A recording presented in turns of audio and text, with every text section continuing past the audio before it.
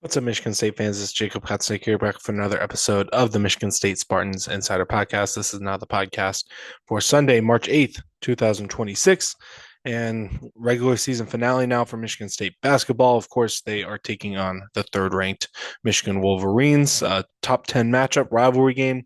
Uh, doesn't need too much of an introduction. We're going to talk about it today, of course. Because again, Michigan is very, very good. If they win the national championship, I would not be surprised. They're 28-2. They're 18-1 in during Big Ten play, and they've won 15 Big Ten games this season by double digits. Again, Michigan State is in second right now, and they have 15 wins. Period.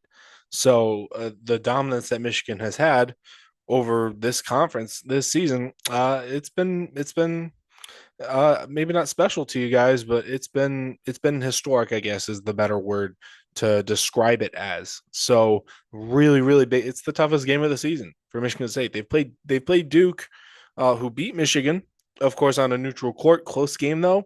As far as going in on the road into this game, it's Michigan's senior night.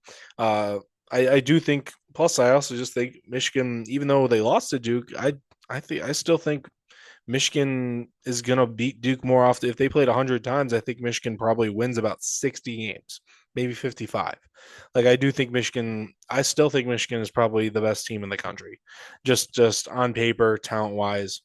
I know it's like the Duke game still matters a lot. Like Duke's going to get the number one overall seed probably in the tournament, and rightfully so because they beat Michigan. They've earned that.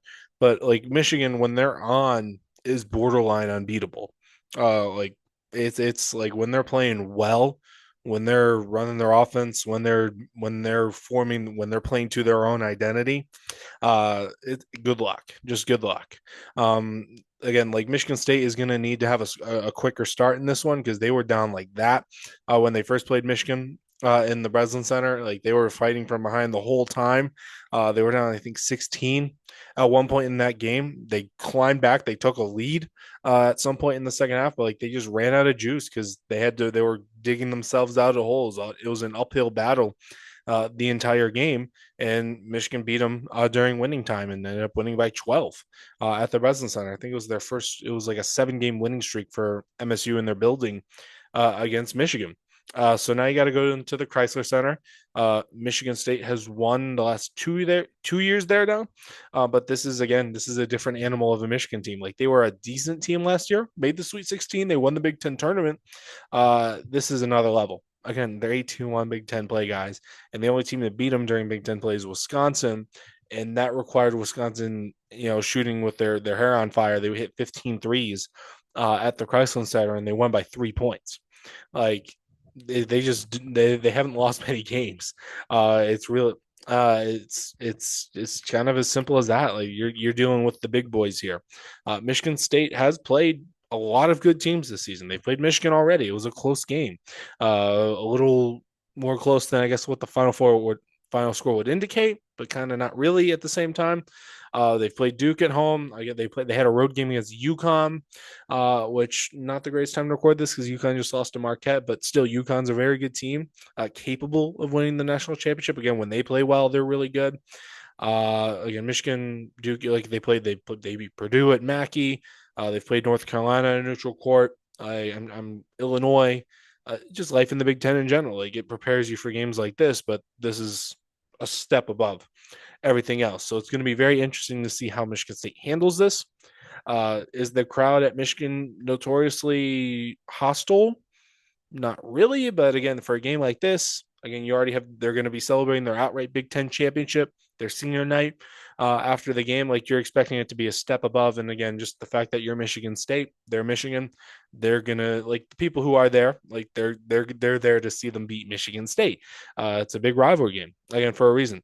So how can you beat Michigan? Kind of boring answer, but you got to hit shots.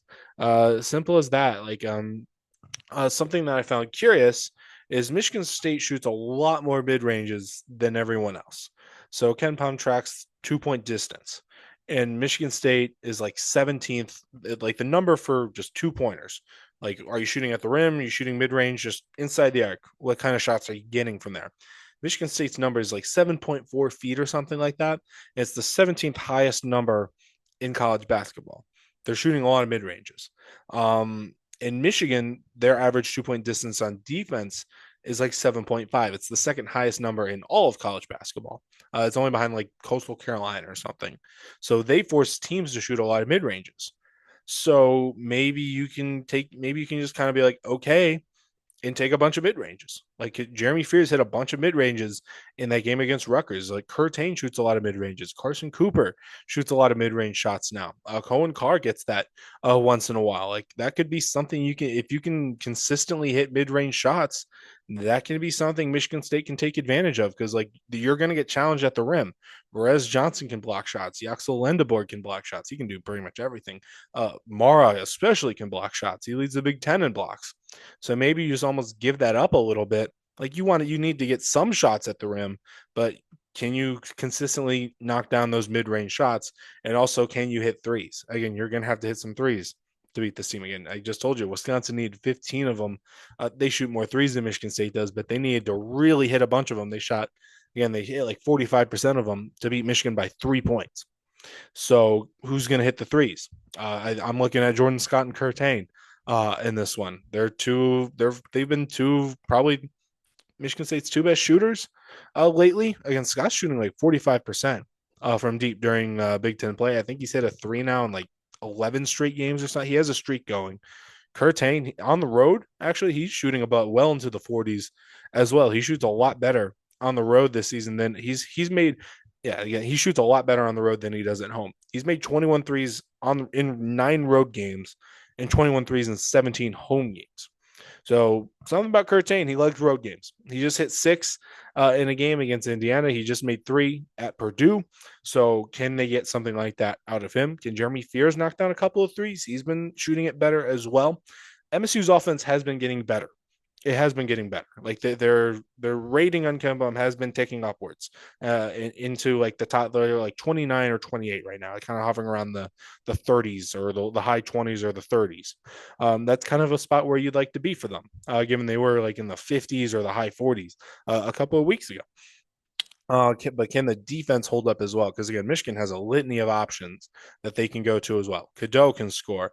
Burnett can knock down some threes. Lendeborg might win Big Ten Player of the Year. He does a whole lot for them. Marez Johnson can score. He's actually able to stretch out the floor a little bit now too. Again, Mara's 7-3. That already just gives you enough issues if you give him a post entry pass. And again, I think like Johnson and Mara both shoot like make 2/3 of their shots. Like it's an efficient offense. Like again, it's part of the reason why Michigan is so good.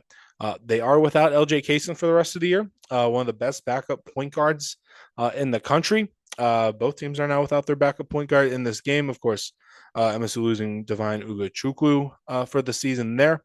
Good chance you might see some Roddy Gale at point guard, maybe some Burnett. And there's one more name there. Trey McKinney, another really good player. He can really hit the 3 ball as well. It might be a bit more of a by committee approach and not necessarily a firm guy like MSU is when they're putting Denim Wojcik into the game when Fears is off the court. So again, Michigan maybe has some more options as far as a backup point guard goes when Cadeau is off the court. But again, just really some of the keys to me. You got to hit shots. Boring, but that's kind of how it is. And you need to get off to a quicker start. You can't immediately be behind. It can't be the under 16 timeout and you're already down 7. It just can't be that way. You can't be fighting from behind the whole time. You've got to kind of stabilize it and keep it around 2 possessions, whether you're up or down. You just can't fall behind by more than 2 possessions, I think, against Michigan and truly expect to come back and win. They're just that good of a team. I did take Michigan to win. We'll see if I'm wrong. I mean, you got to play the game. But yeah, that kind of sums up my thoughts on this one. Again, looking for Curtain, Jordan Scott in some mid-range action to be a big part of this game.